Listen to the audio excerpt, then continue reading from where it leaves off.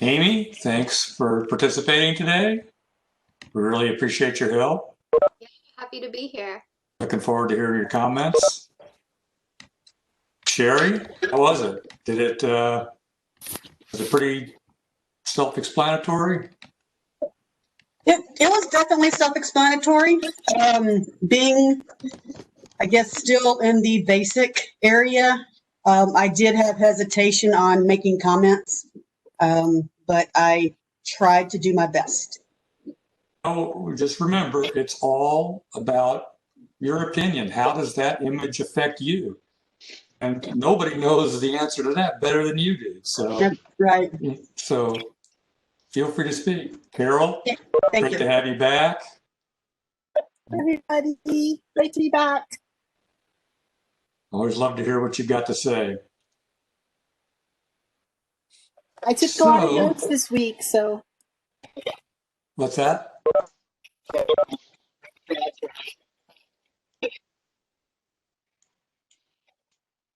Clay's here? All right. I can shut up now. Clay's here.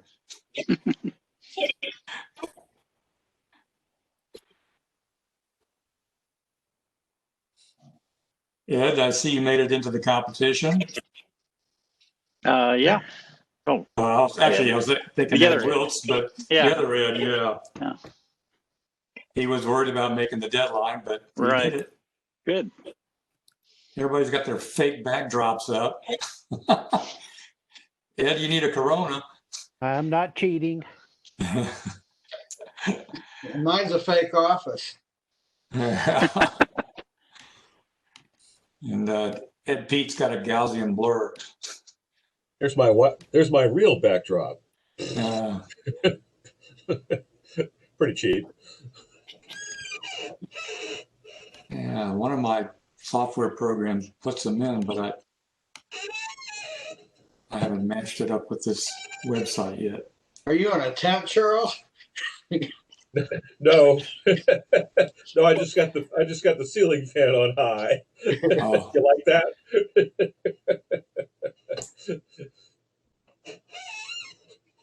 Now this is how I keep from showing this is how I keep from cleaning up, and I don't have to show the world the really bad curtains that left over from the previous owner that I haven't bothered to change. I'm glad to see that we have 24 participants. That's really pretty neat, considering that we had the email go out about 10 o'clock this morning, and we had a slightly fewer percentage of people click on it. It went out to 86. We have 86 members or honorary members on our mailing list.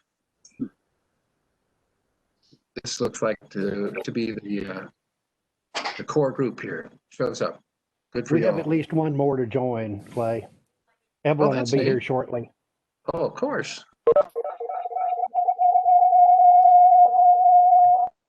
Ed, I was wondering how many people had a chance to vote. I was remiss and didn't get a chance. I think it was. Went. Seems to me it was 20. Hang on, I'll tell you.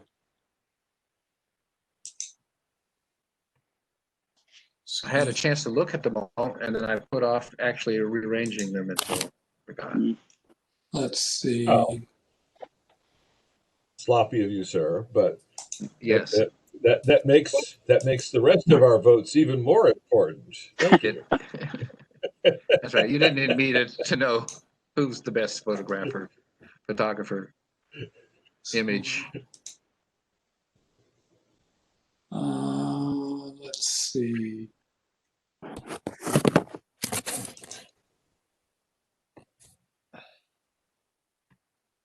Twenty voted on People's Choice. Excellent.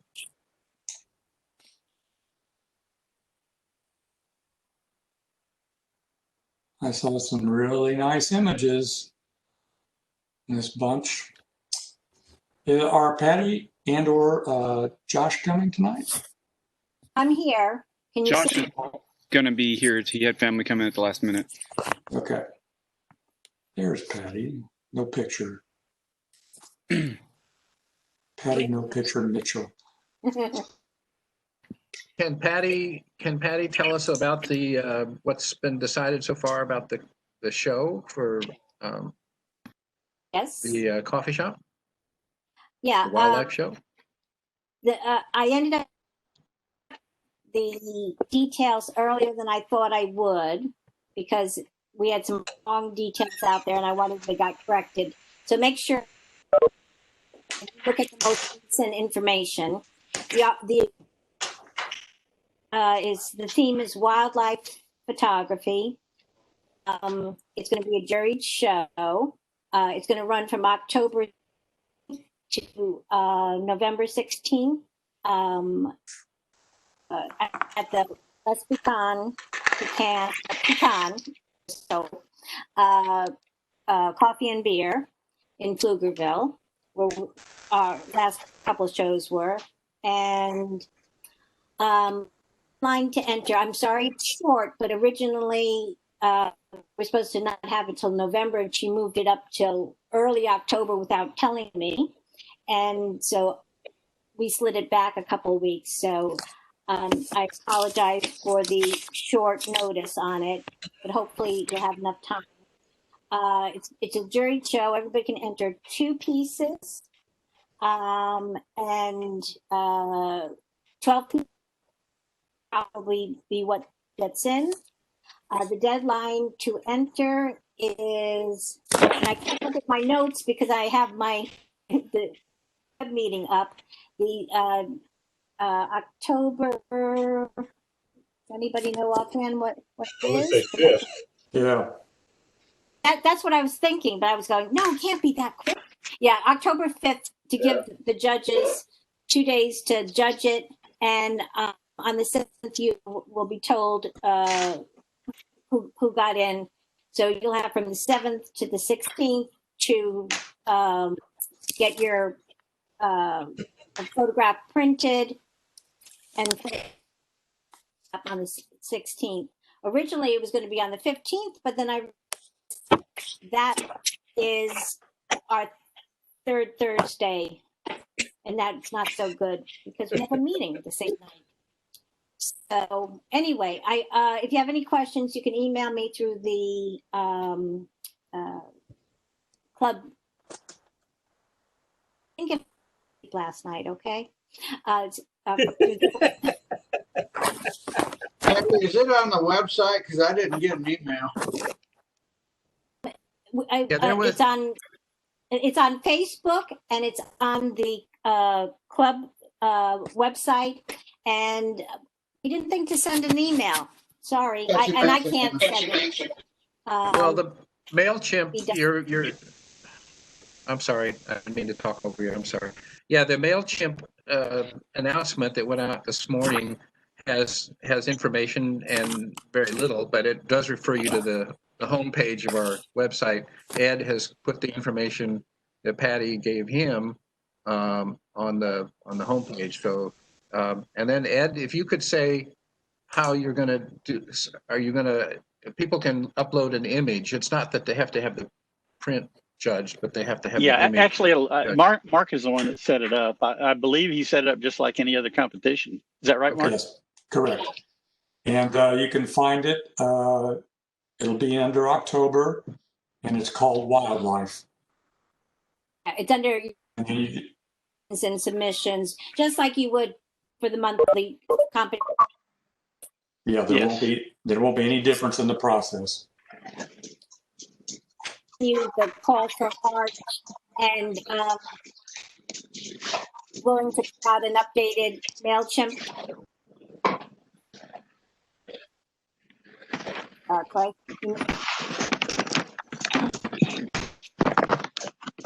Okay. Well, any other announcements from officers? Well, it's about the art show. Any other questions? Sorry. Are we going to mention anything about elections tonight? I don't think well enough, and we should have. Oh, I think the next meeting, though, we're going to be talking about the third Thursday. The last I heard, we were going to be talking about elections then. And Yeah, October 15th. In the meanwhile, all of you should be thinking about what area of club activities interests you, and think about how you can participate. Not everybody that helps with the club has to be an officer. We encourage you to think about that, but there are committees and for programs, there are committees for competition. There's a new committee evolving for art shows. So there's plenty of opportunity, plenty of need for people to participate in those areas. So we encourage you strongly to consider that. And in a couple of weeks, we'll discuss that in more detail. Anything else? Please feel free to volunteer to anyone about whatever you would like. Don't be shy, because I'm sure you're welcomed. I mean, now's the time to get involved. You got an experienced core of officers who have a lot of knowledge about how these processes go, and take advantage of that and be an understudy or, be on one of the various committees. I think we can say quickly that if you do want to discuss more, we could talk to any officer, but if you would like to self-nominate yourself, or you've talked to someone who is someone that you would want to be an officer, you should talk to Josh Baker, our president, and email him or talk to him on his phone, and he will twist arms, or gently twist arms. Say mean things. Okay. Anything else that we need to cover before we start on the program of the night? Okay, well, welcome to the October competition. The theme this month is open, so we have all kinds of different submissions. We had a total of 58 images submitted in the 3 classes. And as usual, there's a bunch of good ones in there. So we will start off with the basic class. And it helps if you open the presentation program, Mark. Okay, let's do that. 1 second here.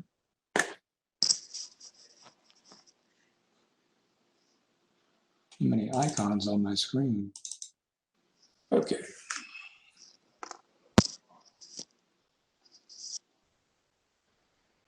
And let's share.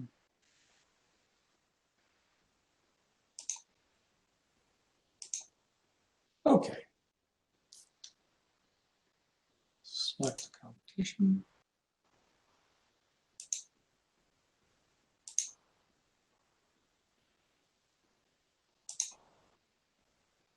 And up here I have my current competitions, and you'll notice that the one for the art show is called Wildlife.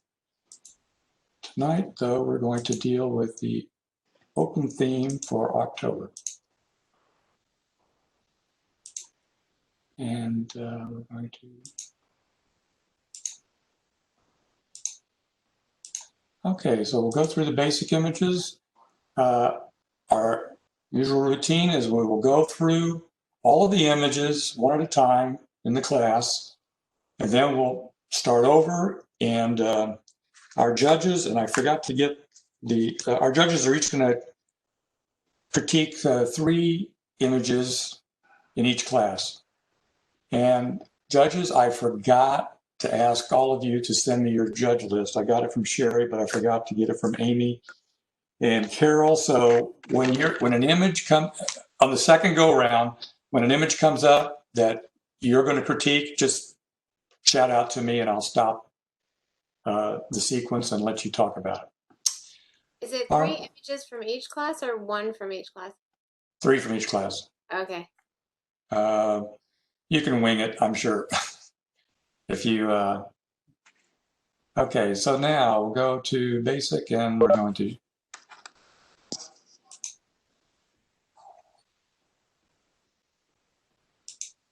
all right, show images. Okay. Ghost in the Machine.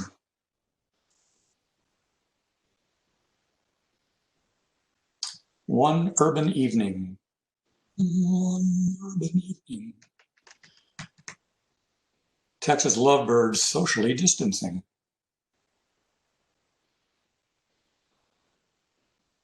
Don't mess with Texas.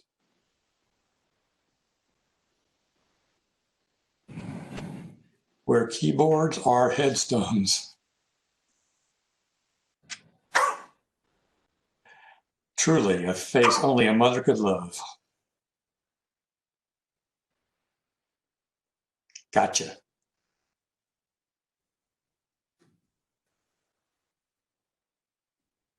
Rooms without floors, walls, or ceilings.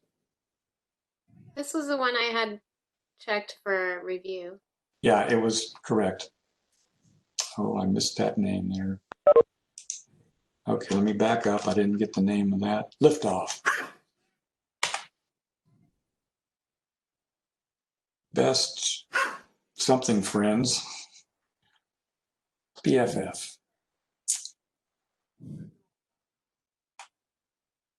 Southward Bound, Fall Migration.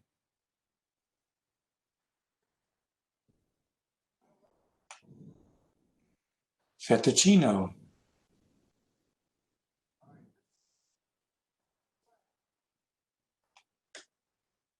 The Journey.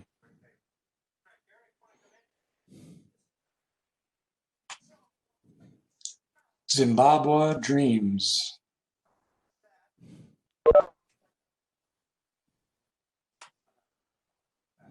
Growth Reframed.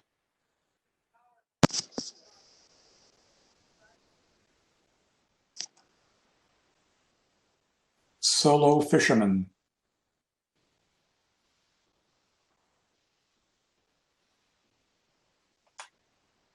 Smiling Art House.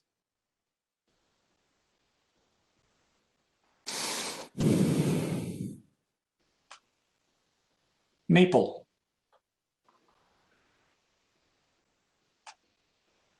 Yes, we see you.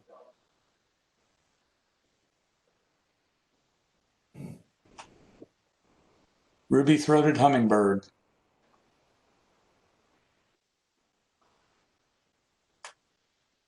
Yada, yada, yada.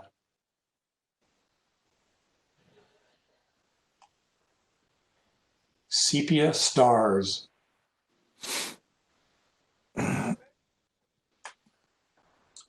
Florida Sunset House.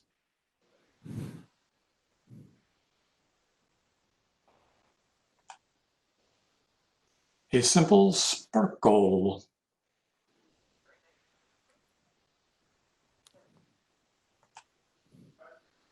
Gateway to Sunrise. Somebody likes it. Basket flower.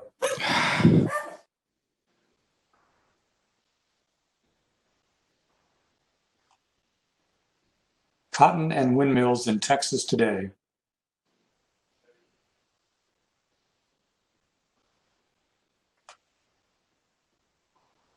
Okay. That are the 27 images that we will be looking at in this class tonight. So we'll go through them again, one at a time. And let's see. Well, we just use the same one. Okay.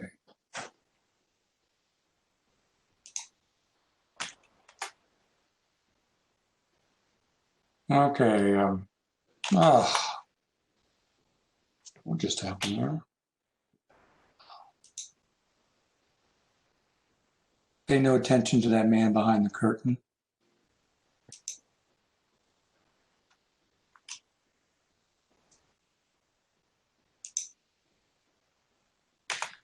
Okay, goes to the machine. Judges, if this is yours, just speak up. I wanted to critique this, Mark. This was mine. Okay. Sorry, I was having trouble with the mute button there. Can you hear me? Yes, Okay. very well. Okay, sorry. Okay, so this was one of my images for critique. So I took some notes about it, but basically, before I start, I usually like to give a general critique about all the work and then go into the individual image. I do that for the overall body of work if there's something I think that's a trend. So this month, I think one of the general notes I had, there's two things actually. One thing is that I think the images that work best reflect the fact that the photographers are making good choices, right? So some of the images, if you look at them, if they're very strong, a lot of times it's just a great shot. The person was in a great place, got lucky or whatever. But sometimes it really comes down to the choices the photographer is making. If you make choices, you'll make good images. So I think the work is really starting to reflect that. People making some great choices about cropping, about different exposures. Even in the category 1, there's a lot of that. So kudos for that, and just, you know, in a lot of ways, you're the sum of your choices, right? So that's key. Another thing is, I usually comment about corners and edges and things, and now I'm seeing a lot of that. I'm seeing a lot of like really good corners and edges. So the other thing I would comment on is maybe separation. Sometimes some of the best images have a really good separation, and it can be just like one pixel between, you know, if there's two people standing next to each other, a little bit of separation between them that defines the shapes or the forms or the tones in the image, and that can really go a long way. So maybe that's something for everybody to think about across all the categories, is just, you know, do you have good separation in your image? And there's some specific images I'll comment on, but that's just a general overall thing to watch. So digging into this, I don't want to take up too much time, but digging into this specific image, when I saw this image, I immediately thought this is what I would call a rhythmic abstract. For those of you that work in the abstract, there are different types of abstracts and different ways you can make images abstract.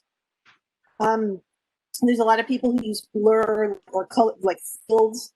There's a lot of people who use sort of more marking, like if you think in the painting world, you think of like Jackson Pollock, and, you know, Rothko would be more the field. And this image is more like a rhythmic abstract. And in the painting world, there's a painter, a Russian painter named Kandinsky, who did very rhythmic abstracts. And so if you're the type of photographer that creates abstract images by repeating patterns and shapes or colors and textures, and you look for a rhythm in your patterns, you might benefit from looking at some of the work of Kandinsky. He's a Russian painter. He has an unusual first name. His name is Wasily Kandinsky, but he's a very noted painter. And usually when I work with abstract artists who do abstract photographers, I will refer them to the painters, because there's no difference really between the composition of an abstract photograph and an abstract painting. And you can really learn a lot by studying the abstract painters, especially if you have one that is kind of in the area of where you're focusing. So Kandinsky, definitely check his work out. In this image in particular, the light in the center is really interesting to me. I thought the colors were really wonderful and really pop. There's sort of a purple and yellow, and those are complementary colors, and so they really give intensity to the image and some depth. There's really great repeated shapes and lines. It's a great square format, and there's definitely a rhythm to it. You can see repeated shapes, repeated lines, and repeated forms. And that's what made me think kind of Kandinsky. It doesn't look like it's kind of along those lines. Suggestions for improvement, if this were mine, what I maybe would do different is just, it's very hard sometimes when you're doing the abstract, but kind of watch your exposure. If you blow out certain areas, that there's sort of white line in the middle, maybe a little hot. And in the future, this image, I like the colors. I love the way they work. But if you are doing a lot of rhythmic abstract, you maybe want to think in future images, maybe working with a limited color palette and really accentuating the colors and shapes in your images. So I think that's all I had. Yeah, I thought this was a great image, great format. Again, great choices by the photographer. It's very difficult to work in the abstract. If you haven't done it, there's some folks in the group, like Clay is here tonight. I know he's really great with abstracts. It can be really challenging if you're a photographer and haven't done it before. It's great that we're seeing it in level 1, especially. So kudos for that. And I thought it was a great image, well done, and kudos to the photographer for this. Wow, Carol is in the house. Way to go, Carol. Yeah. Thanks, Carol. Okay. One urban evening. Any takers? Okay. Next is Texas Lovebirds. I'll take this one. Okay. I think this was one of my, I think this might have been my favorite of the group. Of course, I love the way that they're appear to be looking at each other. That was really good use of framing, and then I've never seen a bird like this, but the complementary colors of the beak were really interesting to me, and the choice of depth of field was really beautiful. I didn't have any suggestions for ways that I could be better, other than maybe a hint of contrast, in my opinion. But I thought it was really unique. I don't think I've ever seen a bird photo like this. And there's pretty birds. Don't mess with Texas, where keyboards are headstones. This one's mine. Oh, sorry. Okay.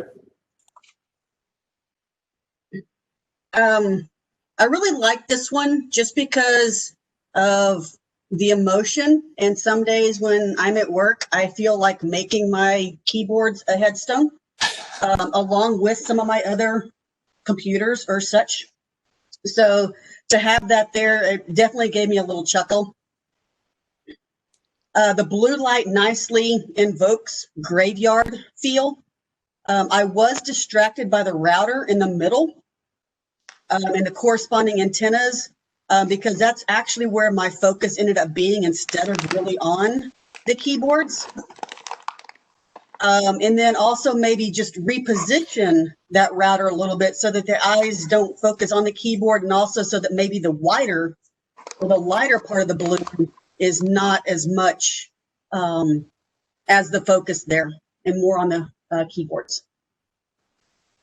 Hey, cool. Thank you much. We should skip this, I think. A face only a mother could love. Anybody commenting on that one? Well, I love that face. I'll comment. Next, gotcha. This one was mine. I wanted to critique. Okay, so this one's called Gotcha. Full disclaimer, I'm not a bird photographer myself, so I like to say that because I'm more of a fine art photographer, so all of my critiques come from the art world. So please keep that in mind, those of you who are bird photographers. I know it's a very specialized field, and so take my comments with a grain of salt. That said, I love this image. Oh my gosh. The golden brown, the golden sort of golden color of this bird's tail matched the leaves on the tree, and just that repeated color and the whole tonality of this image I think is really very beautiful. This image just has this beautiful warm glow to it, and whenever you have tones and colors that repeat, it really just makes an image really pop. The depth of field is I think is great. The background is just a soft, it just disappears, but it has a warm glow about it as well. It's just got a really warm tone, and it's a beautiful, it's a perfect moment. The bird's feathers look really beautiful. There's wonderful texture in there. The tones are just lovely. Again, I talked in the beginning about making great choices. There's some great choices in this image, right? The crop of it is really good. It's a great square format. There's not a lot of wasted space. There's room for the composition to breathe. It's not too tight. It's not too broad. Really, I think it works on a lot of levels. For me, this image really, really works. There's one thing I might change about this image, and that I'm going to try to use the annotate tool. There's a twig next to the left tail feather of the bird. Let's see if I can annotate. Let's see if I can do this without it. Go ahead. See if it'll let me. Okay, yeah, it's doing it. Okay, so right here, See that little twig? I might clone that out just to give more separation to the bird. That would just separate his tail feathers a little bit more. I found that little piece distracting, but honestly, that's a really small nitpick on my part. I really felt this was a very strong image. We see a lot of bird images. I thought this one was really strong. Kudos to the photographer. Love the colors, love the tone. There's a lot of great choices in here. So great job. Okay, thank you very much. Okay, now we have to get out of annotating. Sorry about that. I hope I didn't crash everything. There must be a way to. Okay, let's see if this. Maybe I can try to get out of it. Hang on. Let me try for close it down. And maybe I just have to click this. Hold on. Okay, now we should have it. Okay, rooms without floors, walls, or ceilings. This was mine. Okay. I was actually kind of hoping the photographer might be able to tell me more about this. I don't know if that's something that you do in a critique here, but no, we don't. You've got to go on your gut. All I can tell you is that it was oriented the way the photographer wanted it. Yes. Well, I kind of got that from the title, and I feel like without the title, the image doesn't have quite as much intrigue, or I don't know. I thought the title did a lot for the image. I thought this was really interesting to rotate it this way. I think that the blue color in the background is really interesting to me because it kind of looks like a backdrop, although it's probably the sky. It was an interesting choice with what I probably think is flash. But so many questions came to my mind when I was looking at this, and I think that's what made it so intriguing for me. That being said, I have no idea if I like this image or don't like this image, but I'm very curious about it, and I think that's very powerful. Okay, it's a unique take. Okay, next is liftoff.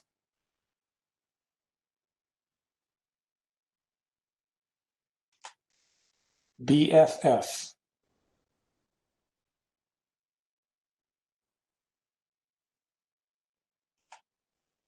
Southward bound, fall migration.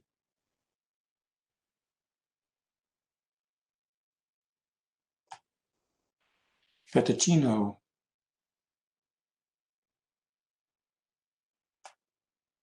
The journey. This was mine. I wanted to take this one. Okay. So this image is very reminiscent of, there's a famous photographer named W. Eugene Smith who did an iconic photo. I think it's called Walk into the Garden or Walk into Paradise, something along those lines. But it's basically two kids walking into the woods holding hands. It's a very, very famous image. If you Google W. Eugene Smith, it will come up.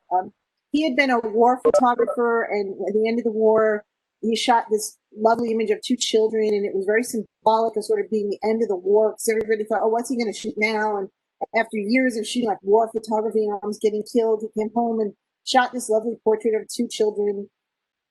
And I tell you the story because it has a lot of sort of baggage with it, but it's an iconic image, and you should definitely check it out if you have not seen it before. This image is reminiscent of that image. It's a child walking into the woods. The image has a vanishing point in the background, which is really good because it's the lightest part of the image. And so when you have a vanishing point where the lines sort of converge onto the horizon in the back, and you put the light there, that adds a lot of depth into the image, which is really good. And the brightest part of the image usually draws your eye in, and that's kind of in the center part of the image, which is really strong. Also, skewing the subject and placing the subject sort of below that horizon and walking into that vanishing point makes it seem like the kid is walking into something larger. And again, it really adds a sense of depth into the image, right? So I thought that was, again, some really great choices in this image. It's sort of metaphoric, right? It's this child walking into this sort of bright future, and that's deep into the woods and into the back. The case and the cap sort of add to the story in this image. To me, it had a strong sense of narrative. It really tells a story, right? You get a sense of something's happening here. Even if you don't see the face of the person, you kind of get the idea that this person's walking, there's light in the background. You know, it's sort of taking a trip, but it's got a narrative to it. What I might do differently is maybe crop down from the top a little bit. You know, it could be cropped in a little bit, but overall, I thought this was very strong. I thought it was, reminiscent of an iconic photograph, but it stands on its own. I thought this was really great storytelling, really strong narrative. And I think it's great to see sort of storytelling images, especially from group one.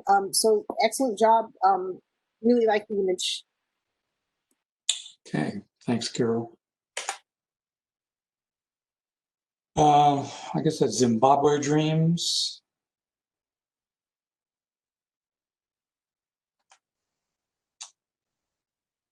Growth Reframed.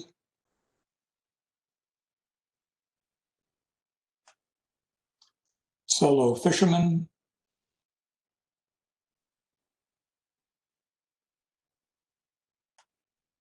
Smiling Art House. This one is me. Okay. I smiled when I saw this picture, which of course it is a smiling face. I like that the eyes are different, one being open and then one being closed. Nice use of the architectural elements. Maybe a little bit too much blue in the same tonal range. The house being that shade of blue plus the sky being that same shade of blue. A little bit of a different contrast, I think, would have made it a little bit better in that regard. Possibly cropping a little bit of the top out and a little bit of the right side, not very much, just to reduce some of that blue if you wanted to keep the same color of blue. And then also reduce the electrical lines that you're seeing. It kind of took me away from the nose. And so, but overall, I like the picture. Okay, very, very interesting. Okay, next. Maple.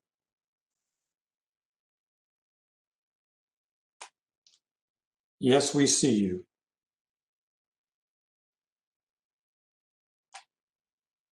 Ruby-throated hummingbird. And this one's mine again. Okay. I like the good use of the shutter speed and making sure that the wings are fully visible. They're not blurred. Very sharp image. Nice catch of the light or in the eyes. Maybe the only thing I would change would be to crop just a little bit tighter and then also make the colored feathers pop a little bit more, maybe with a little bit more saturation. Okay. Good catch, though. All right. Yada, yada, yada. Sepia Stars. Florida Sunset House. A Simple Sparkle. Gateway to Sunrise. Basket Flower.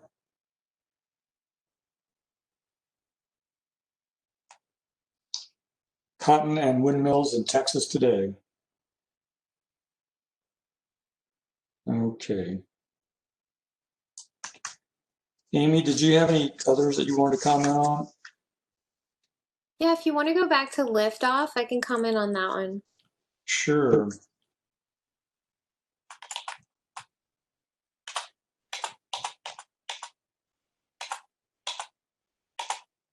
Oop, there it is. There it is. So I thought this one was interesting, but I just wanted to note that the really sharpest point of the photograph is that bar where the bird obviously took off from, and that I wish that the feet were a little bit sharper there, but I think it's a really interesting perspective. I like how the line of the bar is diagonal and the brown area of the grass is also diagonal. The birds flying diagonal. There's a lot of great lines in there. Yes, that's what I have to say about that one. Okay. So we have completed the basic class, and now the moment you've all been waiting for, the winning images. And hopefully I got the right. Let's see. Is there another one? Winners. I think we made a new one called Winners. Show images. Okay, there are 3 places and 5 honorable mentions. A total of, no, that's not right.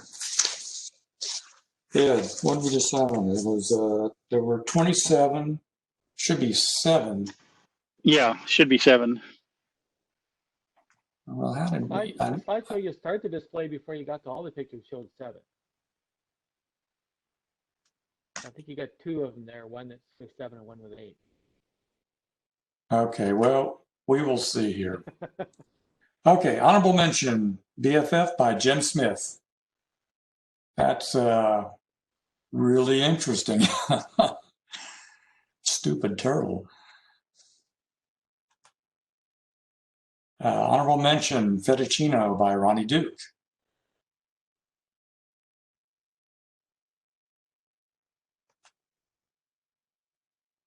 Honorable mention, Basket Flower, Michael Knox.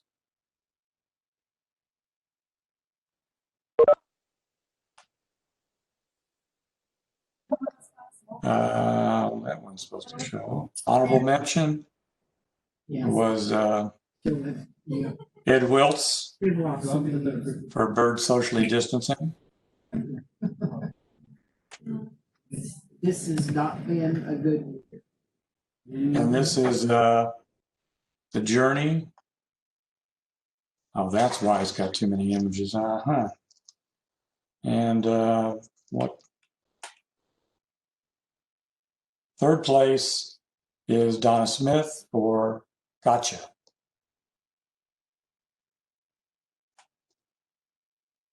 And first place was Ghost in the Machine, Jim McDaniel. Congratulations to all of you. Actually, weren't there 2 first place? Oh, yeah, probably so. I got to go back and I forgot about that. You're right. I'm going to use the different menu because this was showing things I didn't want to show. Well, it looks like they both do it. Let's see. Excuse me.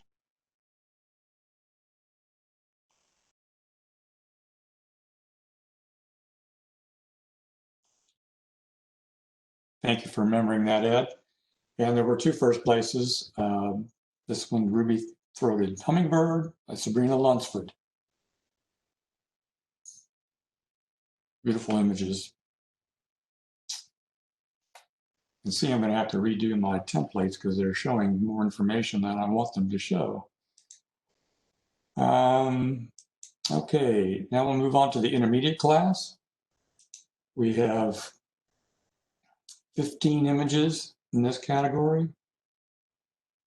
And we'll go through them all one time without comments.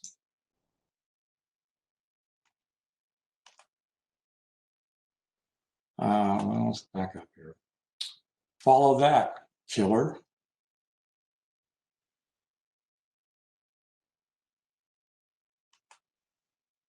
Self-portrait.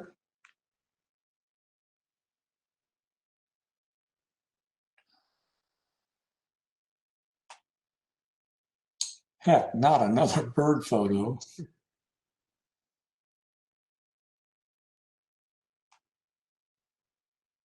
Autumn floral bounty.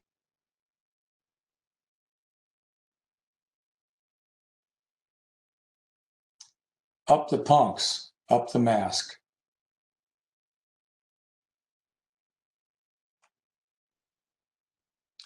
Barn in snow.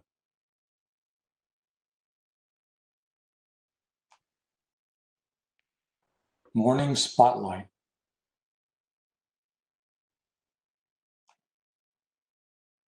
Supercar.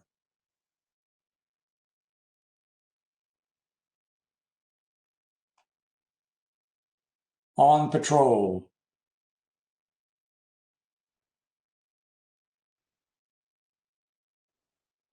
Beach shower.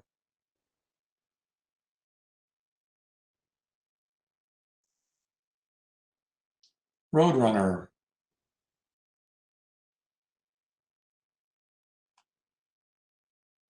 Portal to hyperspace.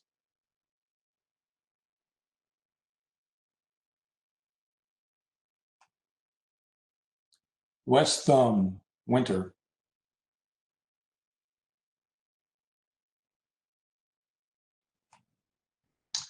Longhorn rancher.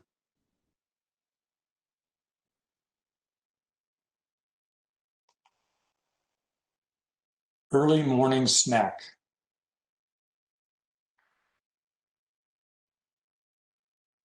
Okay, that's our 15 images. We'll go through them again, this time with comments.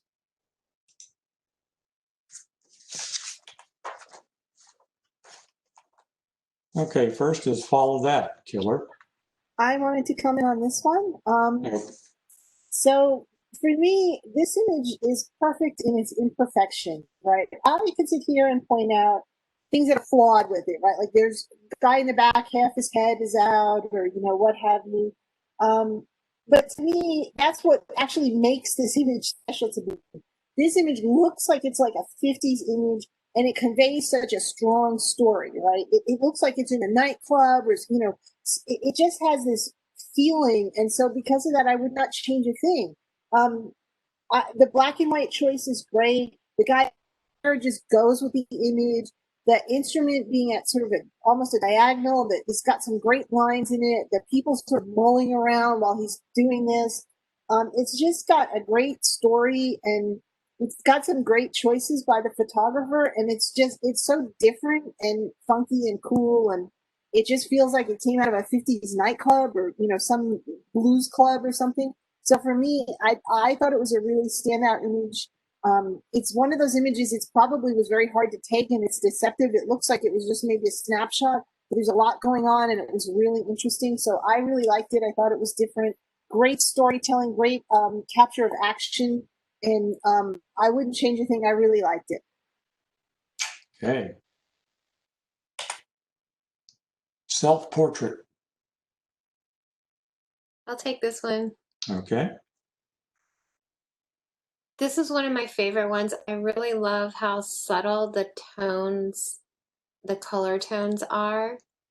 I don't think I've ever seen a building photograph like this, and I've seen thousands and thousands of building photographs. I love how there are certain parts of the image that make the buildings, the reflection of the buildings, look a little bit warped. And I also really love that you can, if you look hard enough, you can see the photographer in the image. So really beautiful framing, cropping, and color tone. Right. That's cool. All right. And another bird photo, or not another bird photo, or heck, not another bird photo. Anyone commenting on that one? Okay. Autumn floral bounty.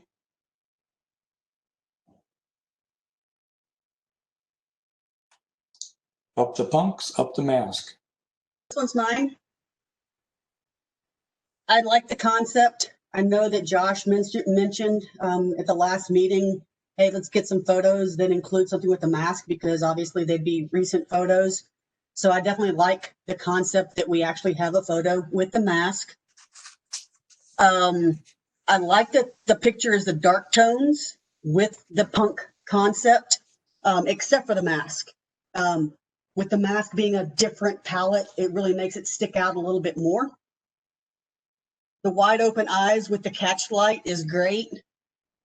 However, the seam kept distracting me, that it's just off of the nose, it's not centered. And so I kept looking at that.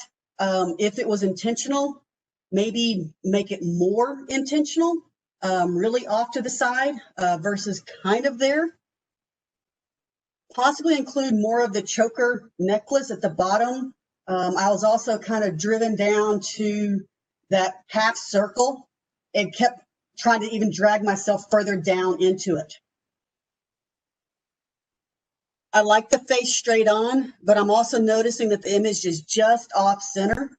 Not enough to be intentional, but just enough that I'm left wondering, was the intent to be more off center? Maybe if the face had been turned just a little bit. So, but definitely a good photo. Okay, thanks, Sherrie. Barn in snow. I was going to take that. Okay. Barn in snow or morning spotlight? Barn in snow. Okay, you got it. This is another one with a really beautiful color tone. I love the pastels. I felt that it seemed, the way that the foliage in the foreground is coming up makes it seem a little off center to me, or rotated a little bit. I would actually crop that bottom part to get that bottom foliage out, because it's drawing the eye down there, because it's probably the darkest part of the image. And I actually would have liked to see a little more contrast in the trees. And I think that probably would have helped help draw the eye there, as well as in the barn. I think that could have used a little more contrast. Overall, the image seemed a little fuzzy, like maybe this was a phone photo, but really beautiful the way they chose to frame it, kind of with the rule of thirds in mind, and beautiful color. Okay, thank you. Morning spotlight.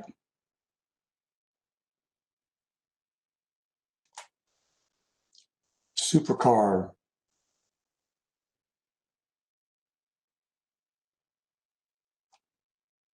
On patrol.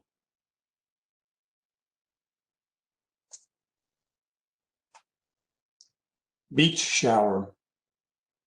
This was me. Okay. So there's great light and exposure in this image.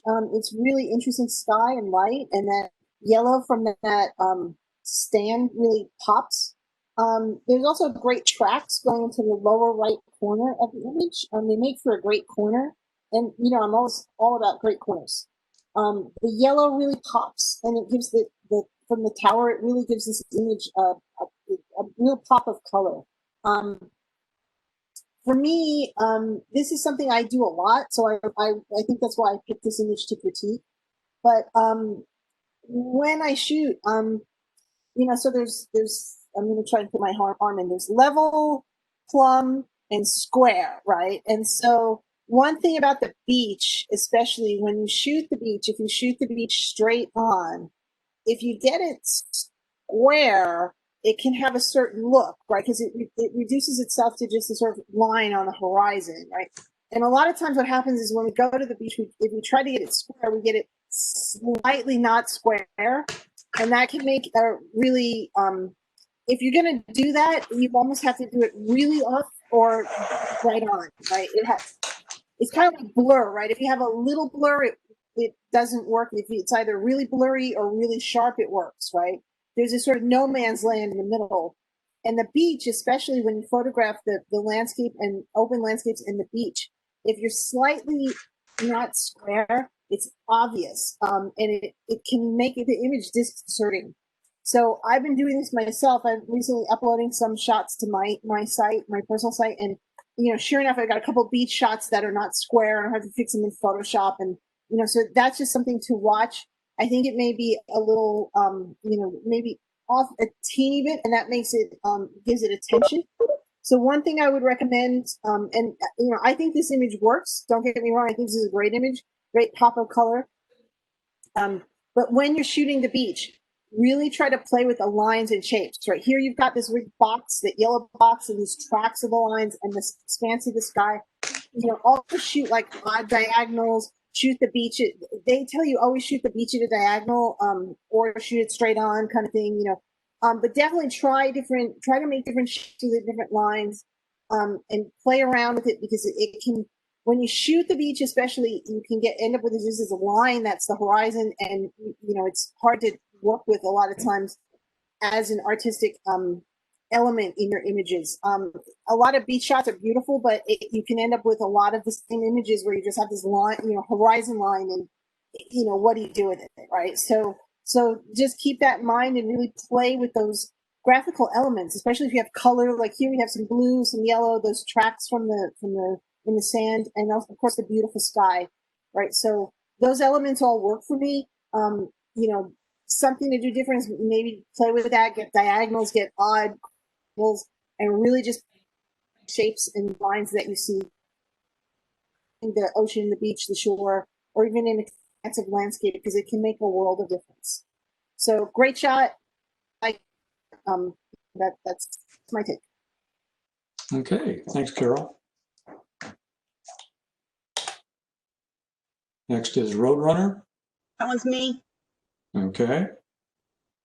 When I saw this one, it took me back down memory lane. Growing up, when my parents would be driving us home, we'd see road runners crossing our dirt road. So I was really happy to see this image.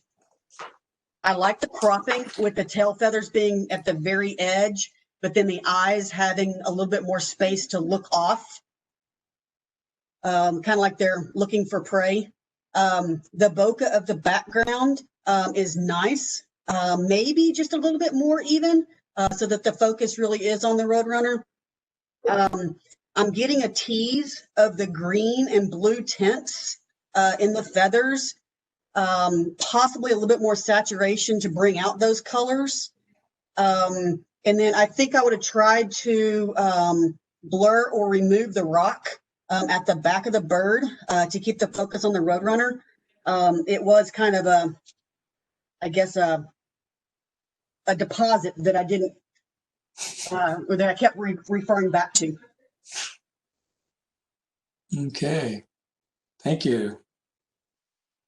Really, I don't know how somebody got that close to a Roadrunner. That's great. Portal to hyperspace. I'll take this one. Okay. I think this is probably one of my favorites of the group. Again, I think I must be having a thing with these muted pastel colors right now. Really beautiful. And I feel like every time you go back to it, you get something different from it. Again, really great use of rule of thirds, and the light that's coming in from the back. I'm assuming this is some kind of leaf, but I think that's also the beauty of it too. You can't really tell if this is something real or manipulated. I love the lines, the curves, the straight lines, the curvy lines, and all the different range of lights and darks of the different colors. Really beautiful. It's very creative. I think it's sheets of paper that are curled around, be my guess, with some really great lighting. But it's really thought-provoking. Yeah, very painterly. Okay. Next is West Thumb, Winter. This is me. I would want to take this one. So this one has a great expanse. When we work with the camera, we move the three-dimensional world into the two-dimensional world, right? And we compress and expand the space that we have. based on the choices we make as a photographer. And this image has a great expanse, right? It feels very deep. It has that depth, that sense of, this landscape that just goes on forever, right? So great job with that. The sky is really wonderful in this. The light was really good. When I first saw this, I didn't realize, I didn't read the title. And so my first thought was, how did you find a volcano in the middle of a blizzard? And then I realized it was Yellowstone. But this image I thought this was a really great image. It had a really great big sky feel to it with that expanse and that really strong horizon.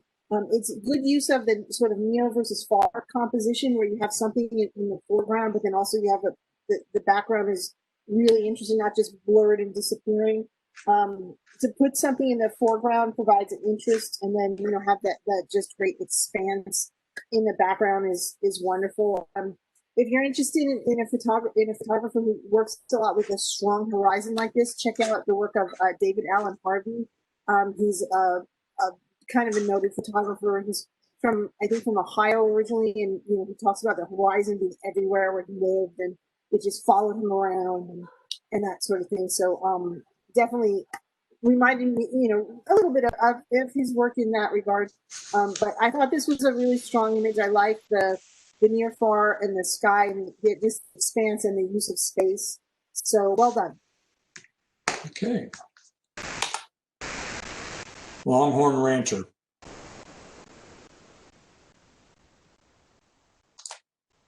Early morning snack. Okay. So that runs through all the images in the intermediate class. And now we'll look at the winners.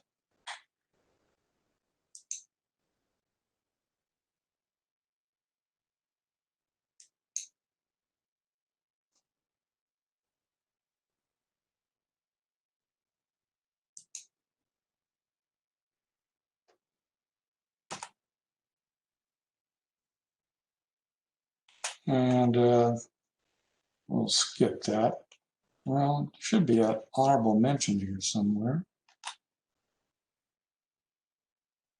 Honorable mention, Ed Pete, self-portrait.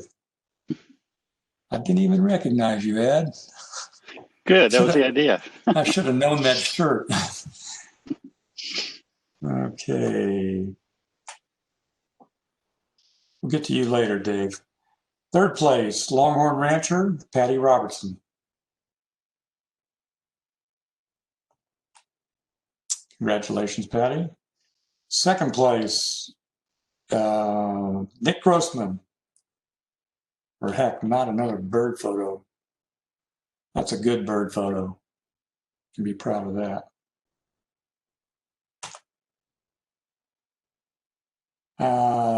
First place, Portal to Hyperspace. Patty, you'll have to unmute yourself and tell us about this. Okay. Can you hear me? Yes. Okay. Yeah, you were right, Mark. These are sheets of paper. They're 11 by 17 sheets of paper that I folded up. And then I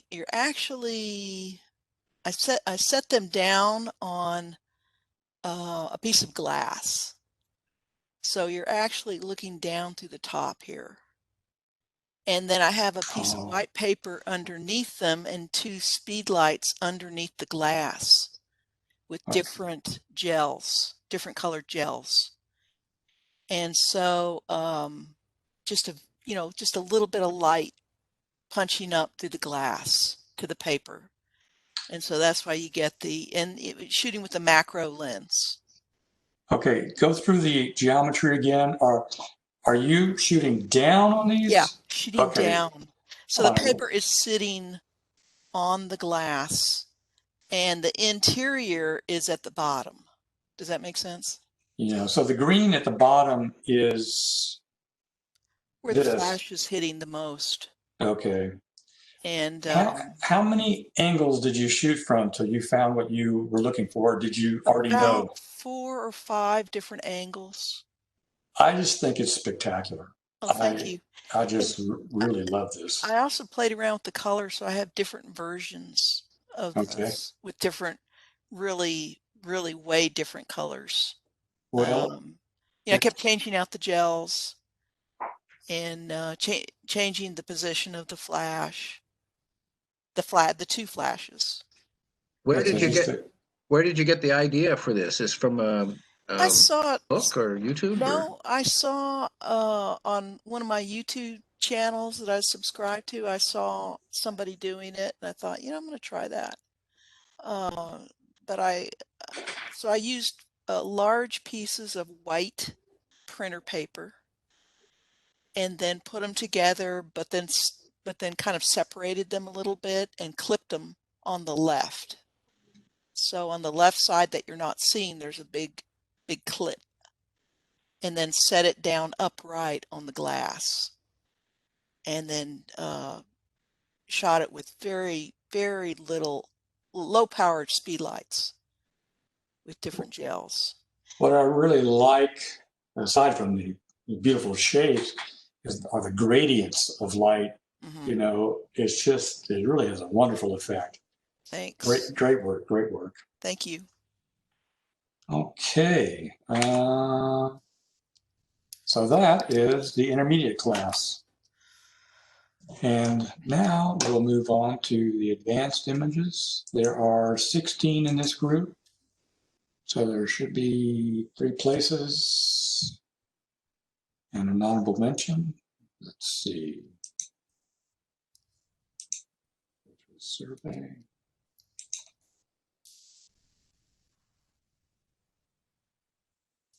Sherrie Lindig.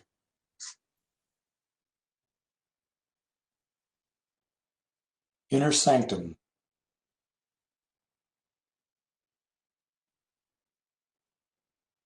Glorious Sunrise.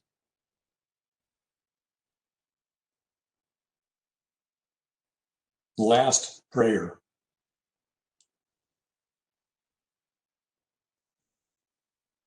Guardians of the High One.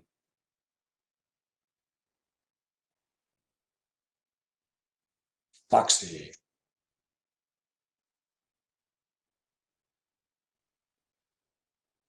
Wine 30.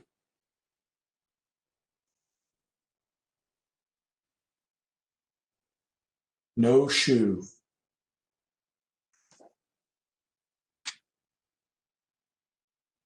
Drowning the Flowers.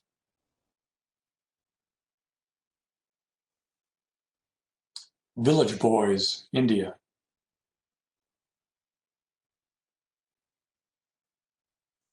Rocky Mountain High.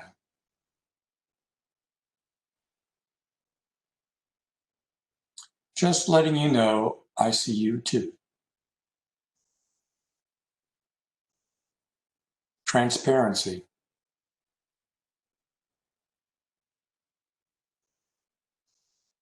Busy Bee.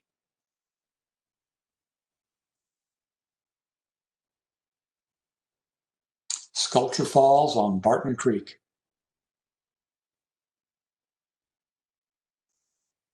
Into Her Work.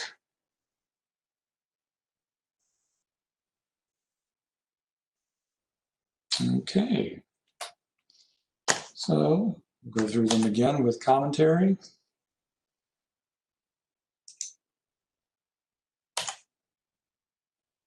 Sherrie Lindig. I wanted to take this one. Okay. I love the. Oh, sorry. Nope, not your fault. Thanks. I love the colors and the sort of mood of this image. It really has a cinematic feel. It feels like I'm looking at a still from a movie. The starry sky is just a beautiful expanse. There's like sort of a purple wash over everything that's really interesting. And it's really got that sense of like the expanse of the universe, and yet it's sort of this intimate moment. Her pose, looking up with the sword, is really impactful. The scale of the figure in the landscape is also really interesting to me, because she's small compared to the big sky, and I love the way she's sort of in the corner, so you get this, and she's looking up. There's just a lot. Again, there's a lot of great choices by the photographer. When combined with the starry sky, it really creates tension in the image, because you have this intimate moment, you have this expanse of the sky, right? The sword is a symbol of power, and she's really small in scale compared to like the universe in this image, and she's skewed to the side. So her scale and position are sort of a symbol of smallness, and yet she's got the sword, and she looks kind of tough and powerful, so that creates a tension to me. It is very cinematic. This could be a movie still. I like the bare trees as well. There's so many, this image to me just works on a lot of different levels. It's got that, when you first look at it, you see something, and then as you keep looking at it, you notice more and more. So it's got a lot of depth and symbolism and very cinematic feel to it. So I liked it a lot. Great job. Okay, thanks, Carol. Inner Sanctum.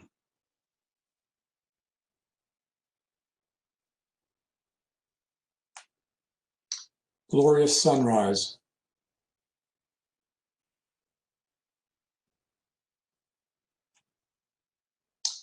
Last Prayer.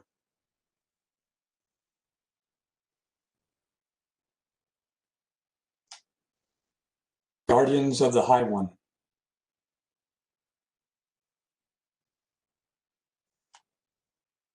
Foxy. I'll take that, Fox. Okay. For $5. Okay.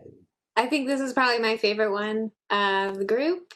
And I come from a editorial and advertising background. So having worked as a editorial photo editor, I think this is such a beautiful framing. I could see like the title of a magazine at the top. I can see the graphic design elements there. And I love the way it's focused because you can see so much sharp texture, not only in the fur, but in the bark of the tree. It's really beautiful that the fox seems to be coming around the tree and the light's hitting so perfectly. This was such an incredible exposure. I know it's not easy to photograph white fur or white snow, so big props. The only nitpicky thing I would say here is I may, if it were me, would have cropped out that red vine at the very bottom that looks a little prickly. But other than that, I think this is definitely one of my favorites of the collection. Okay, thanks, Amy. A lot of good points there. Wine 30. This was mine. Okay. Actually, not mine. I went to critique this. I wish for mine. This to me, I thought this was a great editorial style shot. It looked like something that could be in a magazine or maybe something out of Mad Men. The light is really interesting. It has an interesting like sort of vibe to it. I talked about separation in general. There's some great separation in this image. If you notice her hand, the hand that's not holding the wine glass is separated from her body just enough. I like the pose of the legs, and her hand holding the wine glass. Also, a lot of times when you hold something in an image, your hand can end up looking like a claw, or it makes odd shapes. And here it's very elegant, right? The photographer made some really good choices here as well. There's that nice warm glow of the light. There's also enough light on her face, I think, to give her that sort of, it's drama. It adds some depth. There's a little shadow on the face, but she doesn't look dark, or, you see everything. I love how she's looking off camera and her expression is great. She has her chin in this image is really strong and great. Her face is at a good angle. And a lot of times when you photograph portraits, that's the key to doing a good portrait, right? Is getting that great angle on the face. For those of you who don't do portraits or haven't done a lot of them, that can really make or break an image, right? A lot of people think you have to have the eyes looking into camera. Usually you don't. It's just having the angles of the face in the right way, and then having nice, I hate to say it, but a lot of times when we do portraits, we're the sum of our body parts, right? So like her hands, her legs, her shoulders, her chin are all in great poses, and then she's looking off camera, and the light is really interesting. So I picked this image in part because I also wanted to, for the level 1 or 2 folks who are maybe just learning, maybe just working with portraits, really, if you could look at this image a little bit and see the chin and the way the angle to the camera is, it's really nicely posed. And also hands and legs are in nice positions, nice poses. nothing is blocking. There's no claws. There's good separation of shapes. The shapes are very delineated on the form of the body. And it's an interesting environment as well, and the light is good too. So just something to look out for if you're a beginner as well. But I thought this was a great, well done. Thanks, Carol. Okay.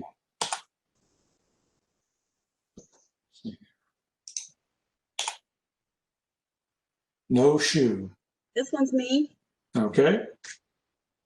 I like the message that the people appear to be waiting for an event, and to prepare, they had to climb to the top of these ruins without shoes. The shoes below the sign and ruins emphasize the story. If possible, I would have waited for the person with the pink scarf to pass out of the picture, as the colors of the scarf are what my focus is initially drawn to. And then also possibly crop out some of the right side of the image up until maybe where the other spectators are sitting, and then a little bit more focus on the spectators on the left, and then add a little bit more color to it just to try to bring out a little bit of that. Okay.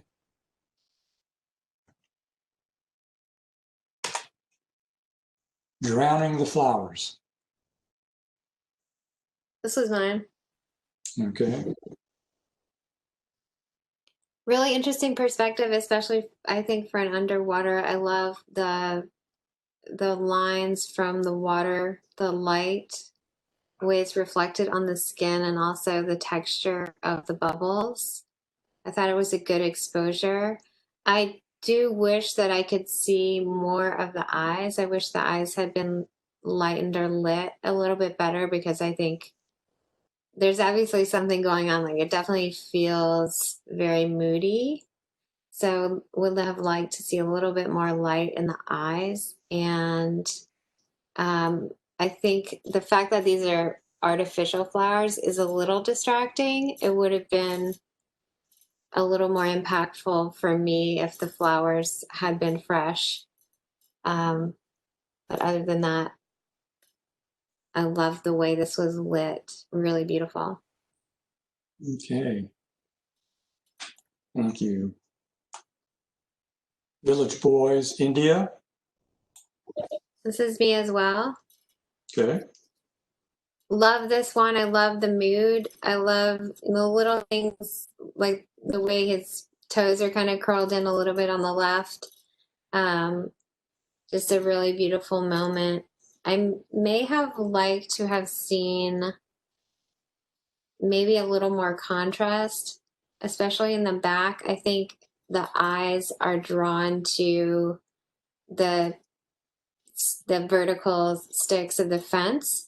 So I think maybe this could have been cropped in a little bit tighter. I actually would have loved to see that a little closer, because those expressions are just really priceless. I love the clothing and the different colors and textures and lines there. Really nice, really great emotion in this one. Okay. Thanks, Amy. Rocky Mountain High. This one's me. Okay. I like the combination of the elements in the image. It's not just the Milky Way. It's not just a reflection.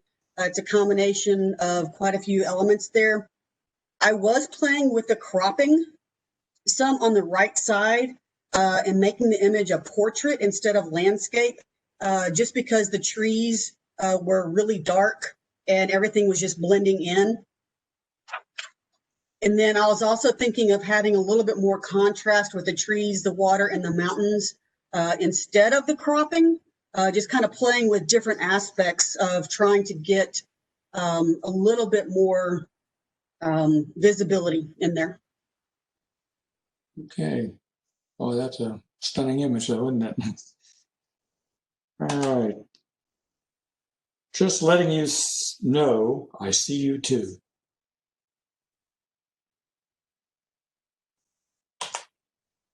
Transparency. This one I wanted to take.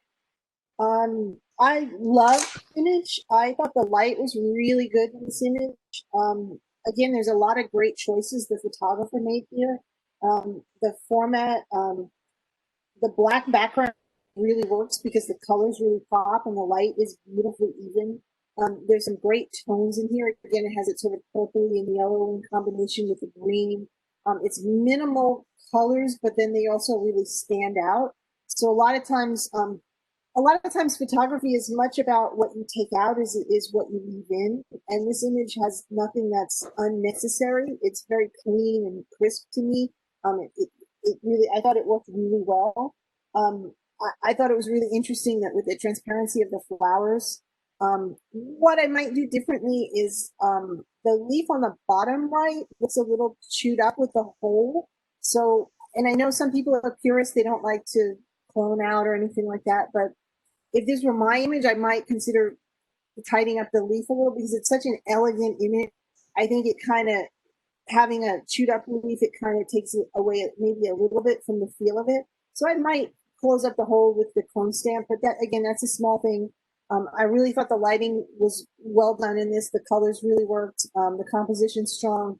I thought this was a really standout image, so great job. Okay. Busy bee. This one's me. Okay. The sharpness of the bee head in the mid body is great on this one. Seeing the pollen on the legs confirms the busy bee title. The colors have a nice pop to them. I think I would have played with the aperture a little to see if I could get some of the flower into focus with the bee, not just focusing or not just having the main focus on the bee. Well, I sure love that yellow. Isn't that something? Sculpture Falls on Barton Creek.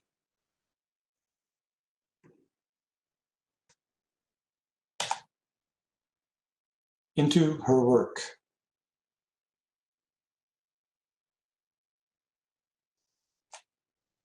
Okay, that is the advanced category this evening.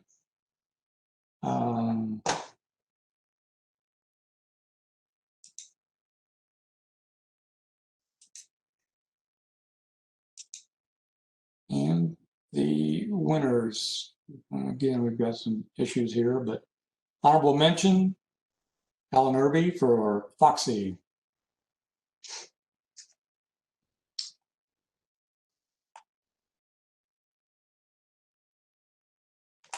Skip that for the moment.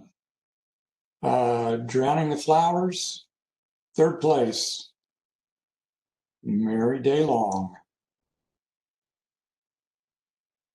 She always comes up with something interesting.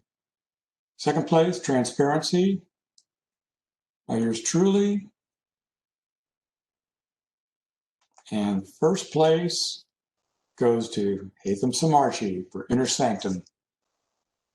Great macro work there. Okay. Now, the last business of the evening, at least for the competition, is the People's Choice winners. And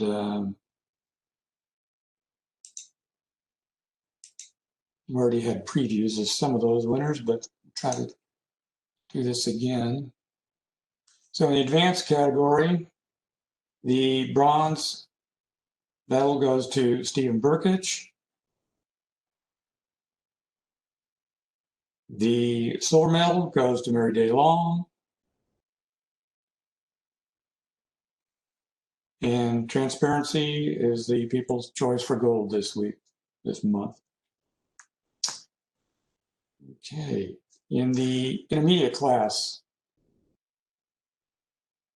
the silver, we have two silvers, I believe.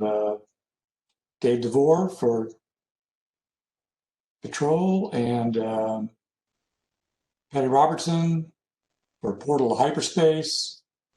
And the gold medal goes to Nick Grossman for, heck, not another bird photo. And the basic category, bronze goes to Donna Smith for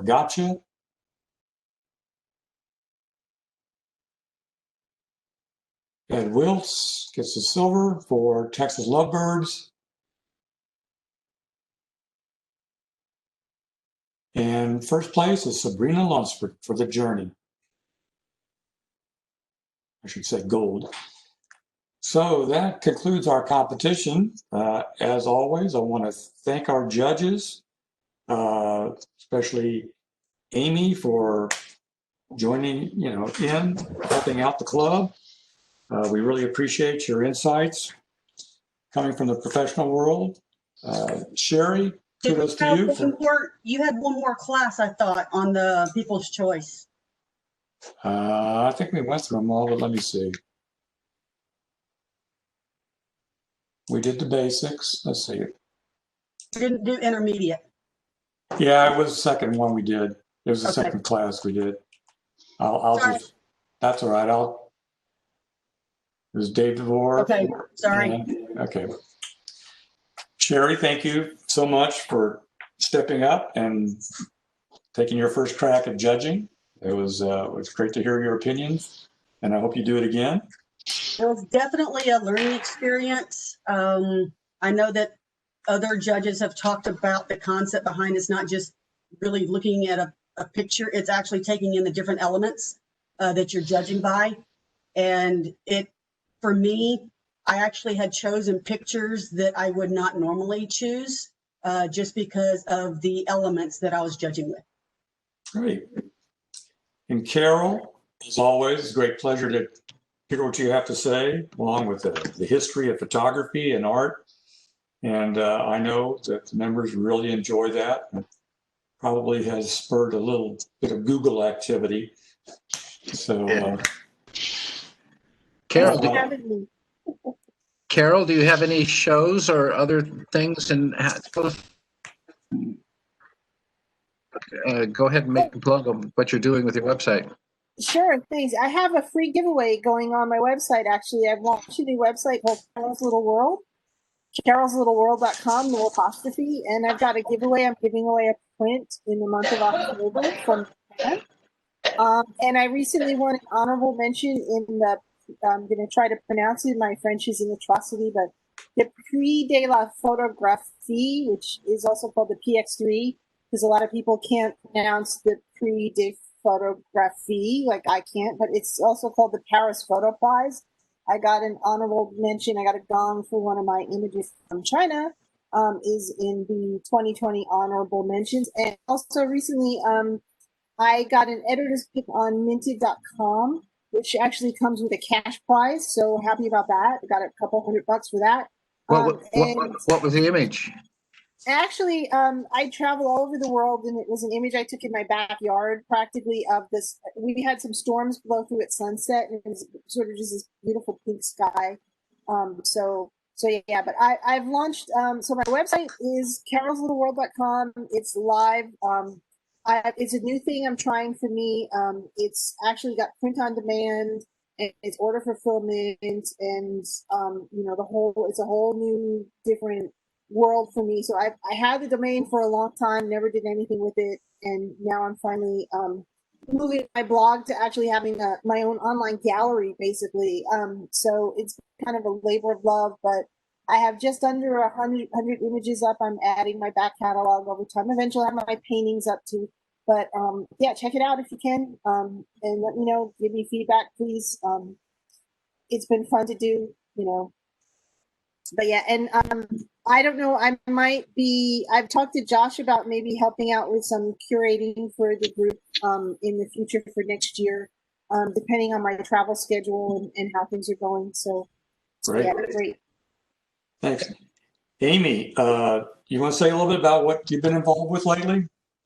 Yes, I would love to.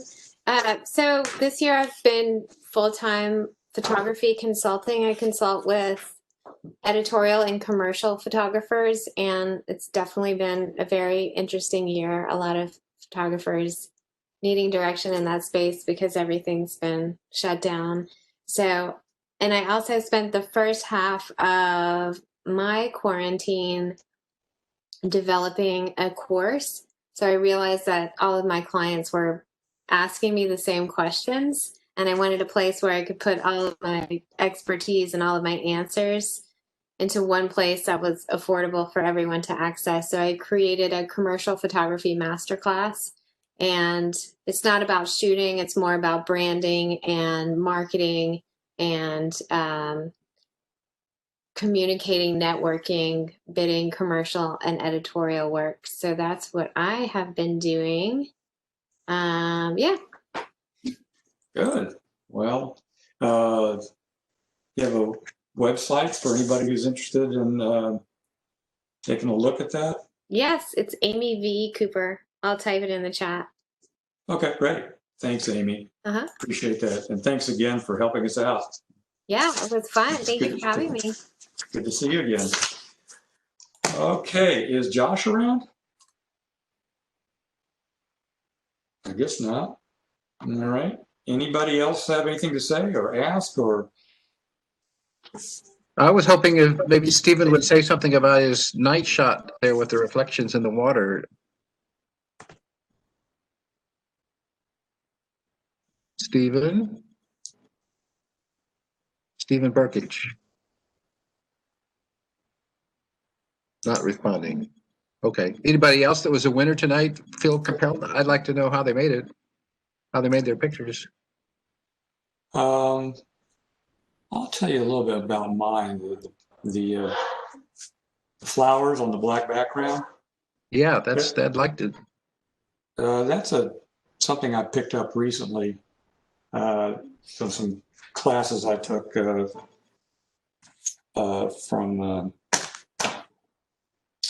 YouTube, and now I'm blanking on the Scott author. Kelby? No, Harold. It'll come to me. Let me just bring up my email, and I'll be able to. Well, I'll find it. I'll put a link in somewhere for anybody who's interested. Just contact me. But it was done. How was it done? What? It was done on a light box. It actually was done. I bought an LED light box and shot it that way in HDR style. What I did was I did multiple exposures, starting from very overexposed to properly exposed. I didn't go into the dark range for this.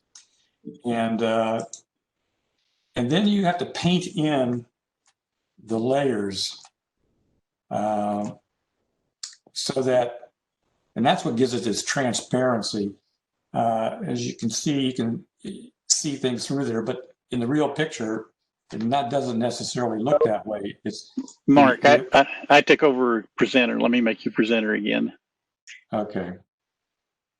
Okay. All right. Now, Anyway, so, and then there's some really, and you layer an HDR on top of it to get some detail into it. And you paint in bits and parts of that with a very soft brush using maybe 10 to 20% opacity in Photoshop. And lastly, I converted it into using lab color, LAB color, instead of the usual RGB. And I was able to invert the background from white to black, and the colors end up looking a little, different. And I took two of those images and blended them together with different blending modes to get the effect I wanted. It's really complicated, but it's fun. And this was just my first shot at it, and I'm going to be trying it a lot more to try to make a collection of these with a better, more refined technique. Mark, I think on your Instagram, I think it was Harold Davis. Harold Davis, thank you. Got somebody who's looking out for me here. Appreciate that, Donna. Yes, Harold Davis. I would recommend anybody who's looking for a little creative jolt to look him up on YouTube. He's got phenomenal creative ideas, and he explains them very well. He's got a lot of books, and he does webinars on a regular basis. But he puts all his old webinars on YouTube for free. So if you want to get a look at what he's about, I highly recommend it. Okay. Thank you, Mark. Yeah. Anybody else? Well, just to say thanks to all the judges once again, and out the call, or who, if we want to try judging, who do we contact? Contact me or Mary Day Long. Mary is my chief wrangler for judges, but if you can't get a hold of her, well, you shouldn't have any trouble getting a hold of her. She's always on it. But if for some reason she's on another one of her extended photography trips, just let me know, and I'll put you in. Yeah, I was going to put in a plug for the judging too. It's really a great experience. You get to see all the work. You really learn a lot yourself. And I would encourage everybody to, especially now because we have multiple judges, so it isn't such a burden. You don't have to do thousands of images. It's really just 9 images that you have to talk about. So, but it's really a good experience. So, really, anybody who wants to step up and try it, give it a whirl, because it will help you as a photographer too, just by looking at the body of works and looking at the images and commenting. So. Well, we've had a number of first-time judges this year, which I'm grateful for, and they have done a remarkable job. So, and I just wanted to put a plug in as well. It really didn't take me very long to do the judging. It was, I guess, 2 evenings worth. So if you're looking at time restrictions, it didn't take me too long to do it. I think we should also put a gold star by the fact this is the first time I think we've had an all-feminine jury panel. Could be. I think we may have had one before. The Carols. Yeah. Well, Carol's been multi-time judge, but Sherrie but I think we had 2 Amy? Carols and a Debbie once. Yeah, we had. I did it once with the other Carol and Debbie's. This is the second one though. So. Yeah. Okay, I'm corrected. Thank you for the correction. Engineers are that way. Yeah. It's okay, but it shouldn't be that unique, I mean, no. It shouldn't be something we have to track. Yeah. Can you hear me? Yep. Okay. I don't know what was going on with my computer. I know Clay was asking a question earlier. Ah, there you are. But so I just turned my video off and things are working now. Okay.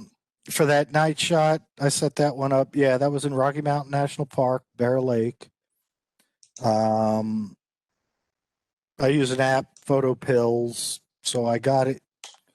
I lined up the shot where I knew the Milky Way was going to be with those mountains there, and basically sat out there, froze my butt off, and got multiple shots of it.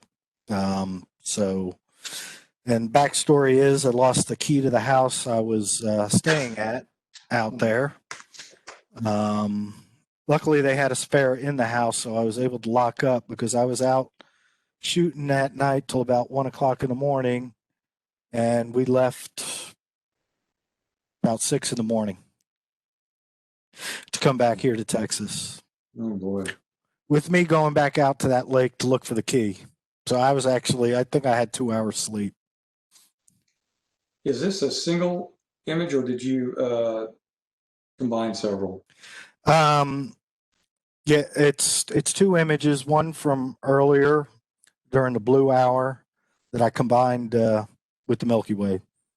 Okay, cool. So really pretty, really pretty. All right. Any other questions from the audience?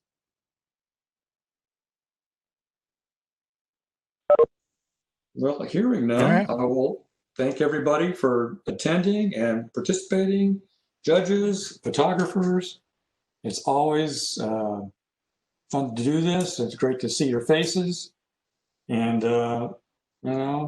hopefully we'll be doing this at the church sometime, but Doesn't look like it's going to be anytime soon. Mark, you're going to have certificates for people? Is that part of the routine? Yes, Ed has been gracious enough to print those up for people. Yeah, I always send out an email to the winners and those who have requested certificates. I have a whole stack of them here ready to bring to the church the next time we meet. Yeah, we're going to have a moving truck the next time we get together.